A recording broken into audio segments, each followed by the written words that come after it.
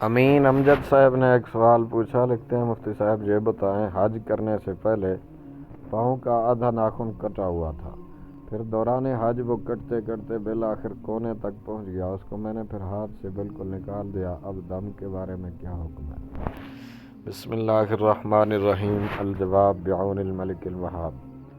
جناب، حالت احرام میں ناخن کاٹنا منع ہے، اس سے کفارہ لازم آتا ہے، تاہم ٹوٹا ہوا ناخن نکال لینا جائز ہے، اس صورت میں کچھ بھی واجب نہیں۔ ہدایہ میں ہے، اگر احرام والے کا ناخن ٹوٹ گیا اور اٹکا ہوا ہے اور اس نے اتار لیا تو کچھ واجب نہیں۔